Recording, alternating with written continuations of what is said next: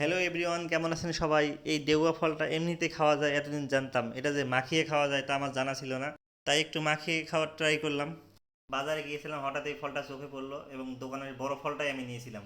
তারপরে এমনি খাচ্ছিলাম, আমার ওয়াইফ বললো যে এটা একবার মাখিয়ে খেয়ে ট্রাই করো, অনেক মজা লাগবে। আমি কই, এটা কিভাবে খাবো? সে বললো যে আমি তোমাকে প্রসেসটা শিখাই দিচ্ছি। আমরা যারা গ্রামে থাকি এই ফলটা আমরা ভালোভাবেই চিনি, শহরের মানুষ একটু কম কম চিনতে পারেন হয়তো। আমি এটির জন্য ডেউয়াকে ভালো করে ধুয়ে নিলাম। ধুয়ে নেওয়ার পরে ডেউয়াকে আমি ভালো করে এ থেকে ছাড়িয়ে নিলাম। ছাড়িয়ে নেওয়ার পরে মাখানোর জন্য রেডি করতেছি। একটু টেস্ট করলাম, দেখি কেমন লাগে। ওহ, অনেক মজা।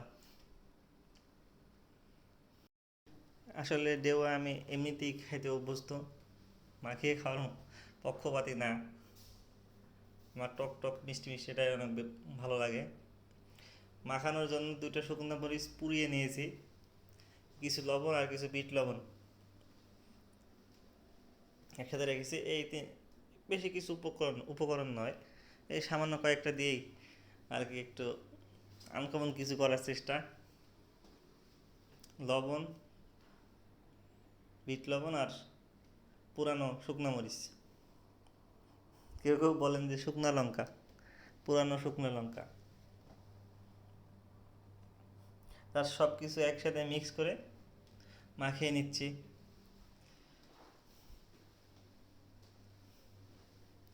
এরপর ডেউয়াগুলোকে আমার সেই মিক্সচারটার মধ্যে দেব। মিক্সচারটার মধ্যে আছে শুকনো লঙ্কা। ডেউয়াগুলোকে হাত দিয়ে মেখে ভালো করে মিক্স করতেছি, যেন একদম নরম নরম হয়ে যায়।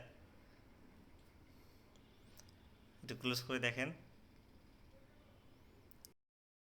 ভালোভাবে মিক্স করব। মিক্স করতে করতে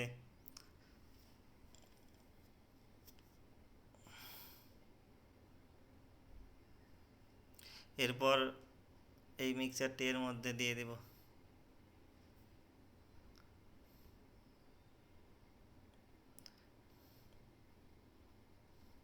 একদম সাধারণ কিছু, একবারে সাধারণ কিছু, কিন্তু এটাও যে একটা ইউনিক হয়ে যায় এটা পরেই বুঝতে পারবো। ভালো করে চটকিয়ে চটকিয়ে মাখিয়ে নিলাম।